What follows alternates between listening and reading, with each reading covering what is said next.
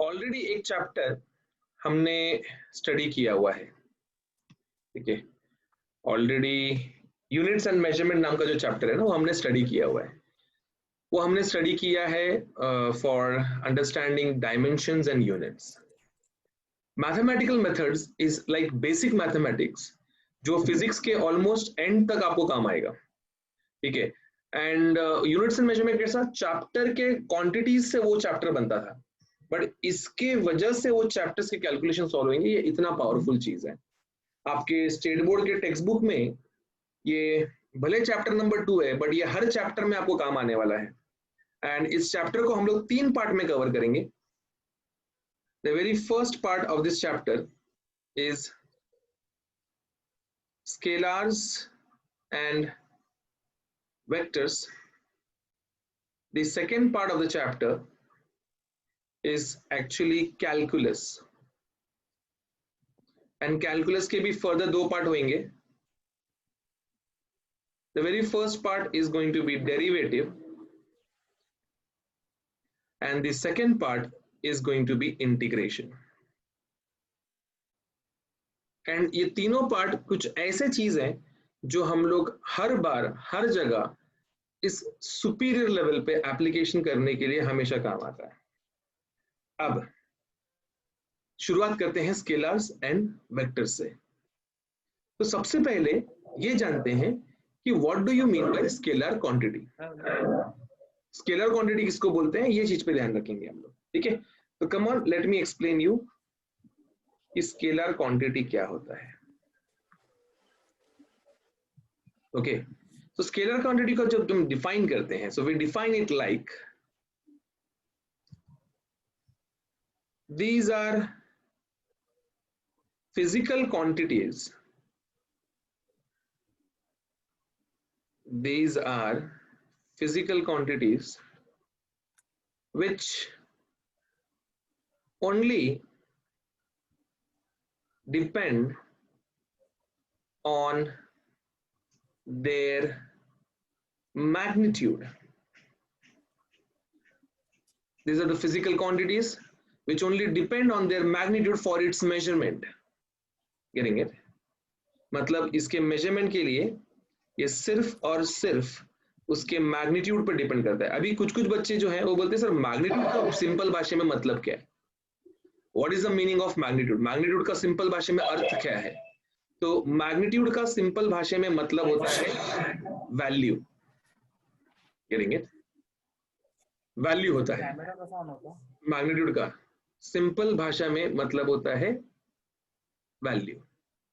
Okay, I guess सबको सब ठीक है। किसी का माइक म्यूट तो नहीं लग रहा है, सबका तो ठीक ही लग रहा है। Let me have a look. Okay okay, ये हेलो कहाँ से? हाँ आकाश, क्या हो गया? ओके चलो, गलती से हो गया रहेगा। नो प्रॉब्लम, थोड़ा सा लैपटॉप पे चालू किया तो जरा चेक समझा, ठीक है, not an issue. Okay guys, let's resume then. Hello. हाँ आकाश बोल, क्या हो गया? हेलो। हाँ आकाश, मैं सुन पा रहा हूँ, बोल क्या हुआ?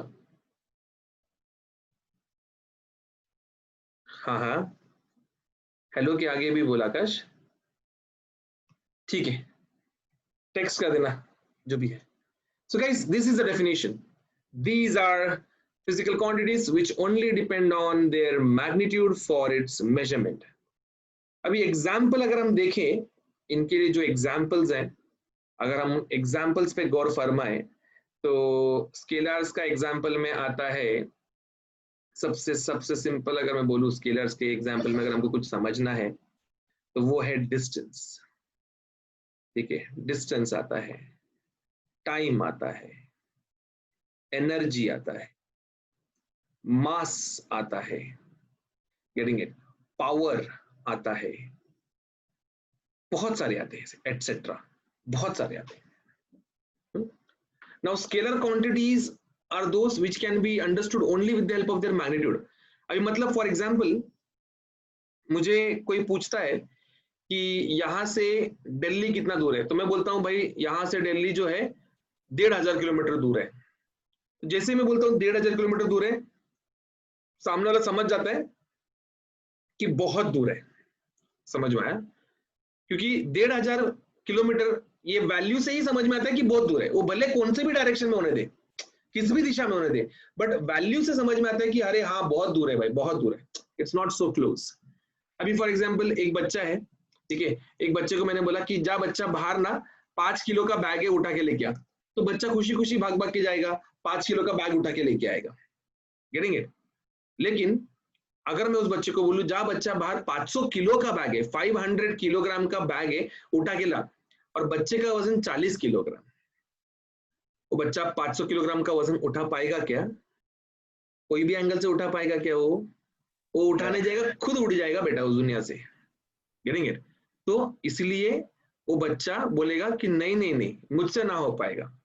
कैसे? उसने पहले ही उठाने के पहले उसने कैसे बोल दिया? Because the value of mass is enough to make understand what it is.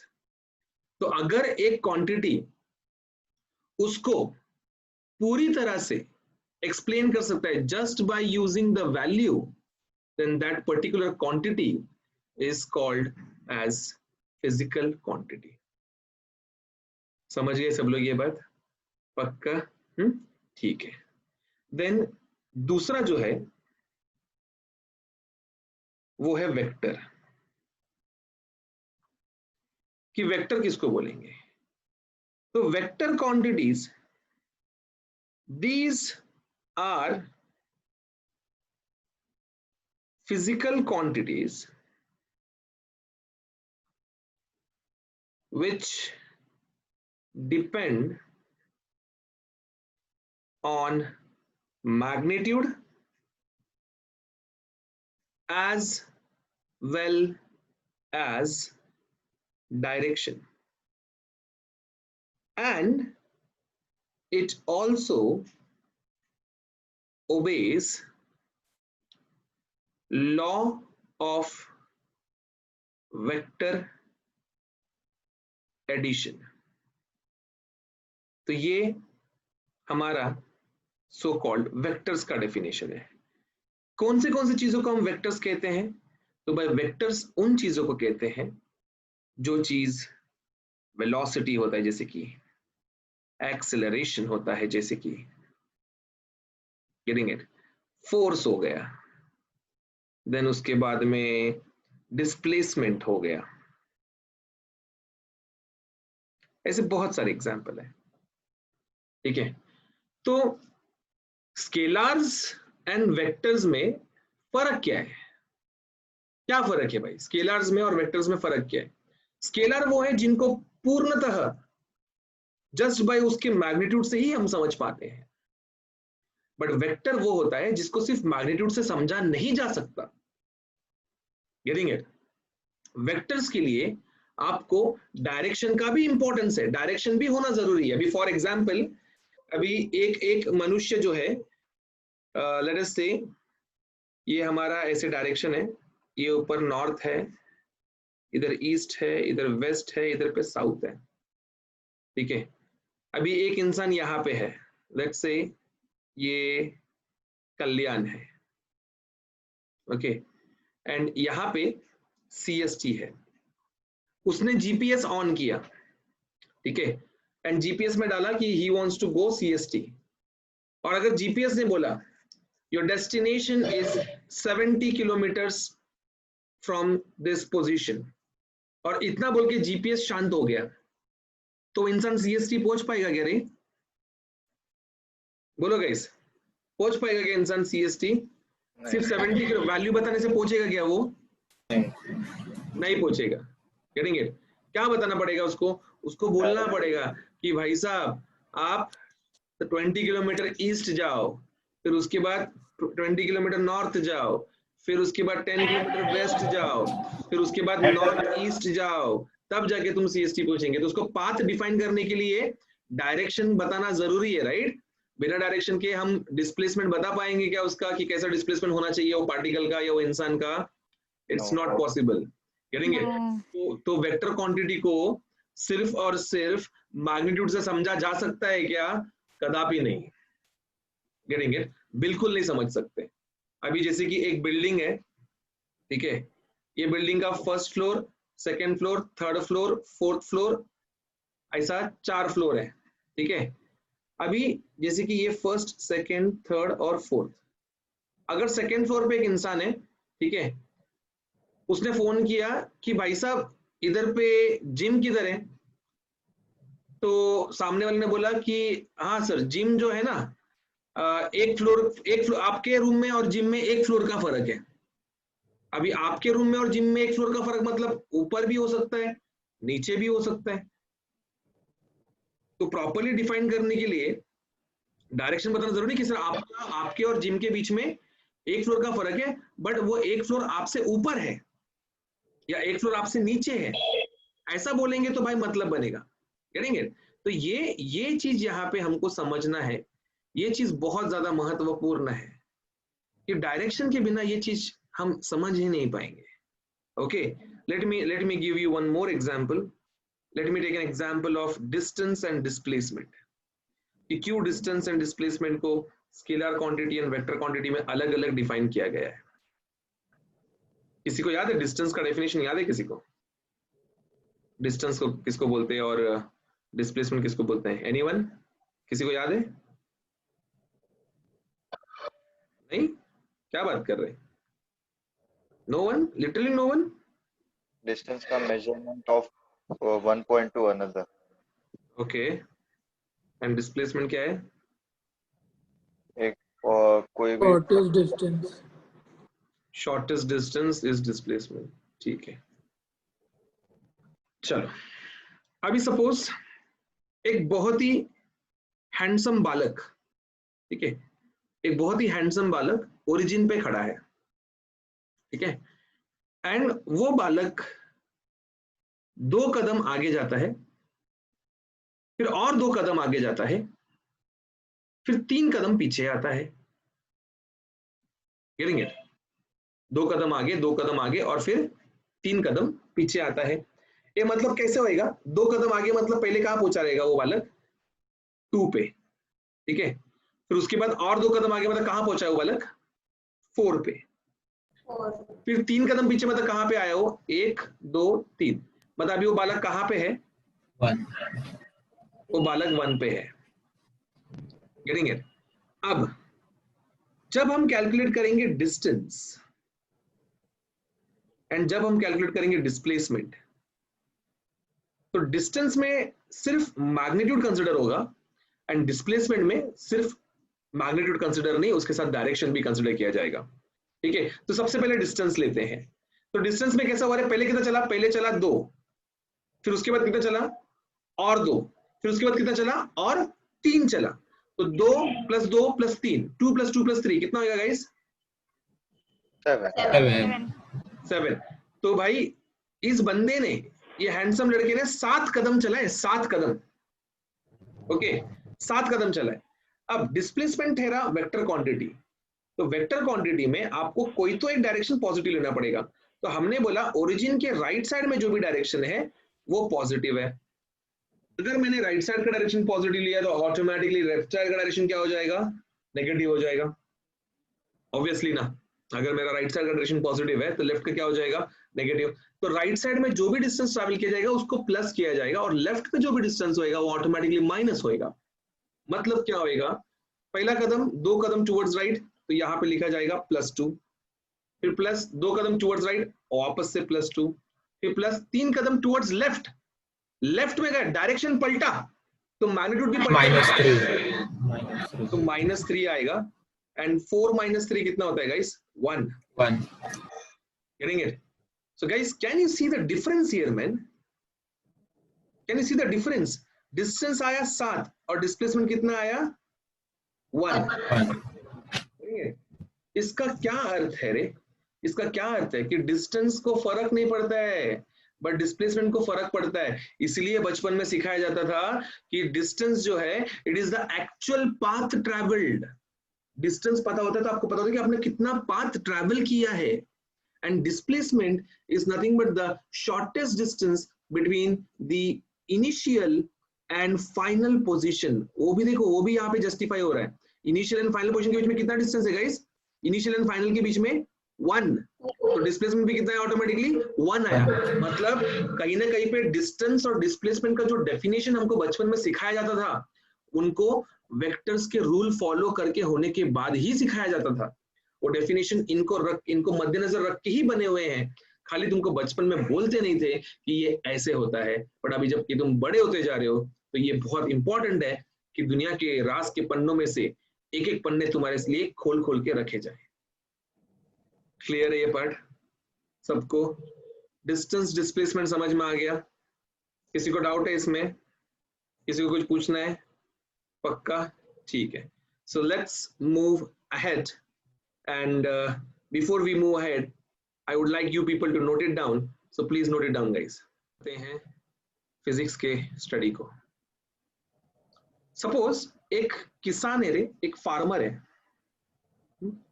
Let us से एक फार्मर है, एंड फार्मर का ना घर है इधर पे, तो छोटा सा घर है फार्मर का, गेटिंग इट? ऐसा फार्मर का घर है, तो फार्मर का खेती इधर है, यहाँ पे ना, यहाँ पे फार्मर का ऐसे ऐसे खेती है यहाँ पे ऐसे, ओके। तो फार्मर को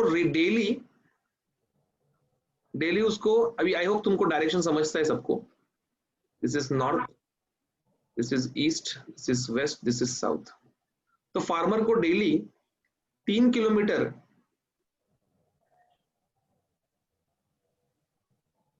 टुवर्ड्स ईस्ट निकलना पड़ता था, देन उसके बाद 4 किलोमीटर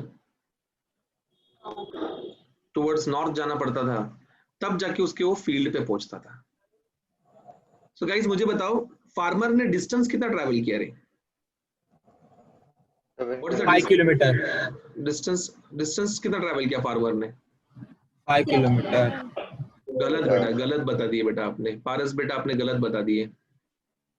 फार्मर ने डिस्टेंस कितना ट्रैवल किया? Very good guys, 7 kilometre. Getting it? Farmer रोज ये रास्ते से चल के जाता है, रोज उसका चलने का रास्ता ये है, तो जो एक्चुअल पाथ ट्रैवल्ड है that would be known as distance, right?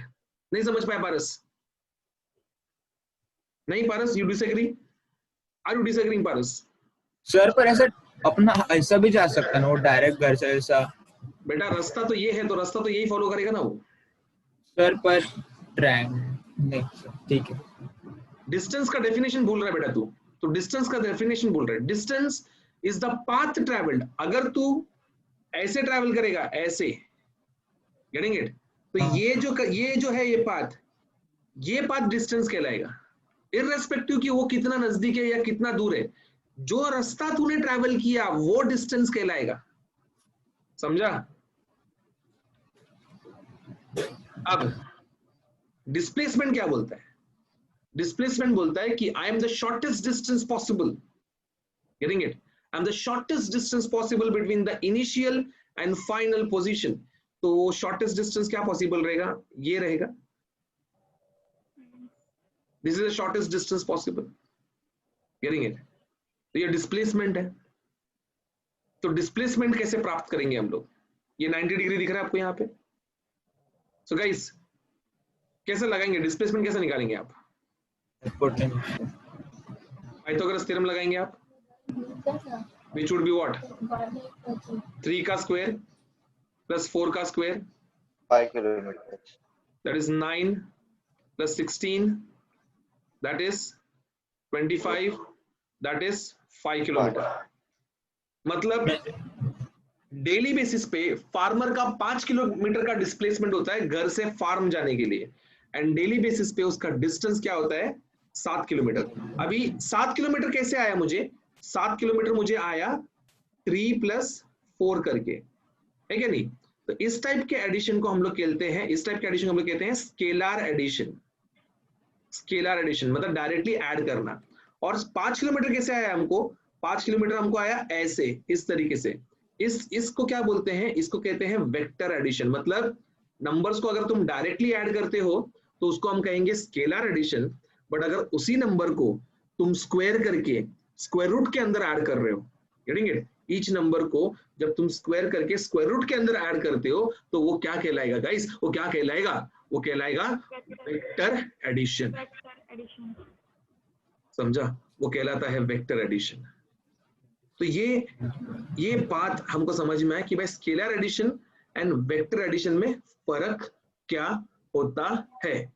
तो जो वेक्टर क्वांटिटीज हैं वो वेक्टर एडिशन ओबे करेंगे एंड जो स्केलर क्वांटिटीज है वो स्केलर एडिशन ओबे करेंगे, मतलब ओबे करेंगे। समझ गए? पक्का? पारस अभी भी तेरे मन में कुछ सवाल है?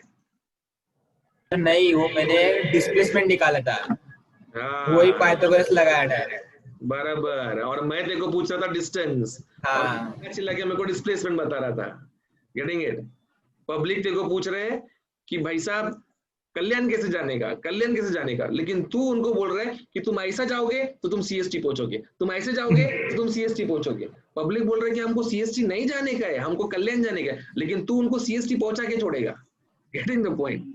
तो थोड़ा सा संभाल लेना एग्जाम में, एग्जाम में ये थोड़ा सा टेक्निक महंगा पड़ सकता है। सिली मिस्टेक्स, समझदार बच्चों की पहचान सिली मिस्टेक्स, अवॉइड इट, तुम्हारे लिए खतरनाक हो जाता है ये silly mistake.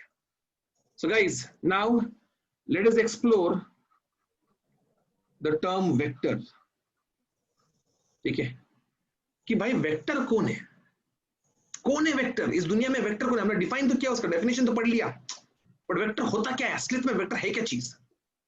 So guys vector जो बनता है, ठीक है, उसका पहले तो तुमको मैं रिप्रेजेंटेशन दिखाता हूं। Representation of a vector. अभी मुझे सपोज फोर्स वेक्टर दिखाना हो, if I want to show force vector, तो मैं उसको ऐसे एफ बार दिखाता हूं। एफ बार ये सिंबल है वेक्टर का, ऐसे एफ, उसके नीचे ये बार, ये जो दिख रहा है धनुष बाण, ये एरो, ये सिंबल है। ये क्या क्या सिग्निफाई कर रहा है? ये सिग्निफाई कर रहा है कि वेक्टर्स जो है ये मैग्नीट्यूड है, एफ का वैल्यू जो है वो उसका मैग्नीट्यूड है। एंड ये जो ऊपर जो बार बना हुआ है ये क्या क्या दर्शा रहा है? ये दर्शा रहा है उसका direction. Getting it? So basically force vector is nothing but is equals to f bar, and force vector is nothing but equals to f bar, and that f bar is nothing but having direction as well as magnitude. Okay, तो हम कहते हैं whenever we define in general, जब कभी भी हमको मन हो गया, ठीक है, बातें करने की, तो हम डिफाइन करते हैं कि जो वेक्टर्स होते हैं, vectors, a vector is nothing but magnitude into direction। कोई भी वेक्टर जो है ना, कोई भी vector, it is always magnitude into direction. हमेशा, हमेशा मतलब हमेशा गाइस, हमेशा किसी भी तुमको वेक्टर बनाने की इच्छा हो गया तो वो हमेशा मैग्नीट्यूड इनटू डायरेक्शन के रूप में बनेगा। उसके मैग्नीट्यूड को उसका डायरेक्शन मल्टीप्लाई करो, आपको आपका वेक्टर सफिशिएंटली, डेफिनेटली, एकदम एक्यूरेटली, बिना किसी एरर के मिलेगा। अब बच्चा बोलता है कि सर डायरेक्शन मतलब क्या? इसके लिए हमको घुसना पड़ेगा टाइप्स ऑफ वेक्टर में। बहुत सारे अलग अलग प्रकार के वेक्टर्स हैं, बट ये जो पहला वाला है ना, पहला वाला, ये तुमको बहुत कुछ सिखाएगा। इसका नाम है यूनिट वेक्टर। क्या नाम है बेटा इसका? क्या नाम है? Unit vector. हाँ, इसका नाम है यूनिट वेक्टर। ठीक है, now what is unit vector? चलो डिफाइन करता हूं इसको मैं। It's a vector which represents only direction. It represents only direction, and इस वेक्टर का value, its magnitude is always one, always one। Getting it? हमेशा इसका मैग्नीट्यूड क्या रहेगा? 1 रहेगा। Getting it? तो अभी how do we define unit vector? ठीक है, तो it is represented by, first of all it is represented by this cap symbol. For example force का यूनिट वेक्टर मुझे बताना है, फोर्स का यूनिट वेक्टर, तो ये क्या रहेगा? ऐसे एफ कैप दिख रहा है, ऐसा टोपी पहनाएंगे, टोपी, टोपी माने क्या रहेगा? टोपी जिधर भी लगाया वो क्या रहेगा? Unit vector. और जिधर भी धनुष बाण बनाया वो क्या रहेगा? Normal vector. हाँ, वो एक साधारण वेक्टर रहेगा, असली वेक्टर। और अगर ऐसा ऐसा दिखा रहे कैसा, ऐसा एफ बार बता के ऐसा बाजू में ऐसा दो दान का लगा दिया, गेटिंग इट, दो ऐसा दंडी बना दिया। तो ये दो दंडी को हम ऐसे भी लिख सकते हैं, एफ भी लिख सकते हैं, और ये क्या रिप्रेजेंट करता है, ये रिप्रेजेंट करता है उसका सिर्फ मैग्नीट्यूड। ये सिर्फ और सिर्फ केवल और केवल उसका मैग्नीट्यूड दर्शाता है और कुछ भी नहीं दर्शाता है। ये F, mod of F bar बोलो या सिर्फ एफ बोलो, वो सिर्फ मैग्नीट्यूड को दर्शाता है और कुछ भी नहीं। समझे ये, समझाओ पक्का? तो यूनिट वेक्टर, कोई भी यूनिट वेक्टर कैसे ऑब्टेन करेंगे? Unit vector is always vector upon its own magnitude, getting it? It is always defined as vector upon its own magnitude. समझा? तो हमको हमेशा यूनिट वेक्टर मिलता है, वो सब बाद में की बात है। मुझे एक बात बताओ, इस दुनिया में ग्राफिकल सिस्टम में कितने कितने कितने क्वाड्रेंट्स होते रहे?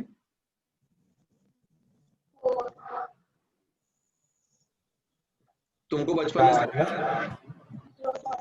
बचपन में सिखाया था, है क्या नहीं, कि भाई साहब एक्स एक्सिस होता है, वाई एक्सिस होता है, बराबर? लेकिन रियल जिंदगी में तुम कितने डायमेंशन में जीते हो भाई साहब, है क्या नहीं? हमारे रियल जिंदगी में if you see very clearly there are 3 dimensions. तीसरा डायमेंशन का नाम क्या है?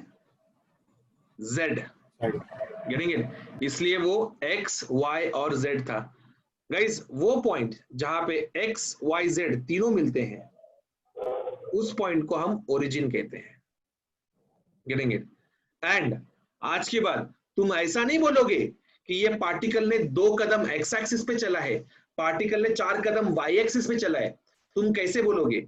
अगर x एक्सिस में कोई चीज गया है तो आप उसको रिप्रेजेंट करोगे आई कैप से, अगर y एक्सिस में कोई चीज गया है तो उसको आप रिप्रेजेंट करोगे जे कैप से, अगर z एक्सिस में कोई चीज गया है तो उसको आप रिप्रेजेंट करोगे के कैप से। I cap, J cap and K cap, this are the unit vectors. जैसे नॉर्थ, साउथ, ईस्ट, वेस्ट ऐसे डायरेक्शंस होते हैं ज्योग्राफी में, फिजिक्स में डायरेक्शंस बताया जाता है आई, जे एंड के से। समझ गए गाइस?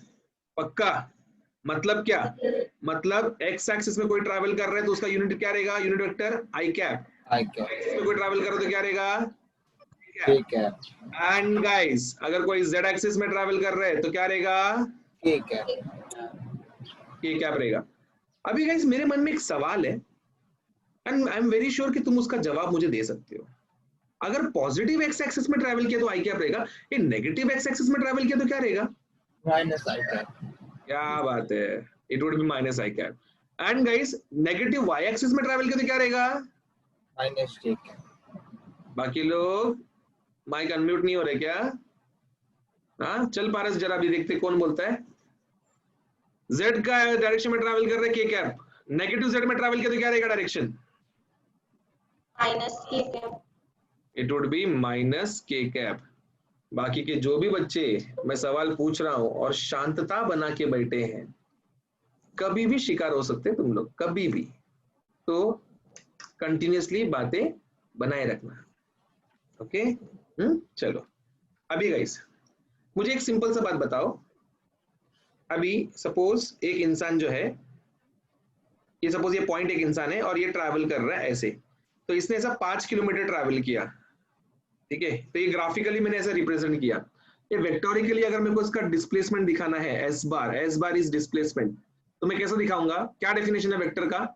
वेक्टर का definition is magnitude into direction. Magnitude कितना है guys? How much is the magnitude? 5। And ये कौन सी दिशा में ट्रैवल कर रहा है? किस दिशा में ट्रैवल कर रहा है? ईस्ट। ये वेक्टर चालू है, वेक्टर आई कैप। वेक्टर में कौन सी दिशा में ट्रैवल कर रही है? आई कैप। तो डायरेक्शन क्या आएगा इसका? आई कैप। देयरफॉर एस बार क्या हो जाएगा यहाँ पे? 5 आई कैप हो जाएगा। समझे? पक्का?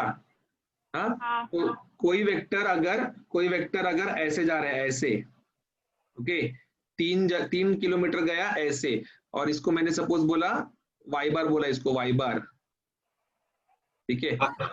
3j cap. पकड़ा पकड़ा, सही पकड़ रहे, सही पकड़ रहे, ठीक है। मजा आ रहा है सुन के मेरे को अभी, नाइस।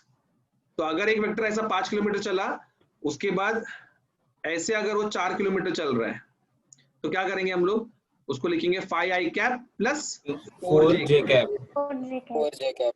समझा? ऐसे ऐसे ये बनता है, वेक्टर्स जो है इस तरीके से बनते हैं। तो कोई भी वेक्टर जो है ना बेटा, ठीक है, कोई भी वेक्टर, अभी फॉर एग्जांपल f बार है, तो f बार जो है वो fx i cap plus fy j cap plus fz k cap. तो ऐसा उसका हर दिशा में कुछ मैग्नीट्यूड एंड डायरेक्शन रहेगा। उन तमाम चीजों से एक वेक्टर जो है हमेशा बनता है, हमेशा। Okay, so f bar would be always equals to fx i cap plus fy j cap plus fz k cap. समझा ये? पक्का? अब बच्चा पूछता है कि सर मैग्नीट्यूड कैसे निकालूं? ये जो f बार जो है इसका मैग्नीट्यूड, दैट इज f कैसे निकालने का? तो ये निकलता है अंडर रूट ऑफ इन तमाम चीजों के कोएफिशिएंट से। Getting it?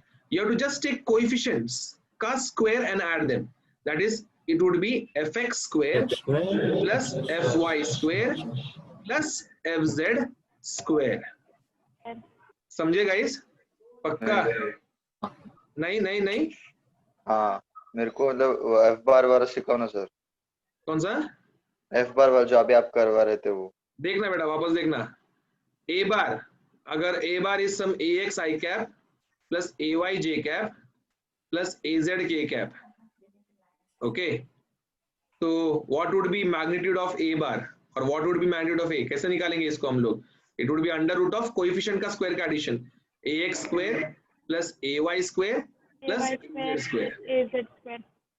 समझ रहे? बात पकड़ रहे हो गाइस? बात पकड़ रहे हो? चैप्टर सिंपल नहीं है, चैप्टर सिंपल नहीं है। दहशत फैला के रखता है बच्चों के मन में ये चैप्टर। अगर तुमको ये आ गया, अगर तुम ये सब सवालों के जवाब दे पा रहे हो और ये सब तुमको समझ में आ रहा है, तो तुम कुछ ऐसा कर रहे हो जो ऑलमोस्ट साइंस के 50 to 60% लोग नहीं कर पाते हैं।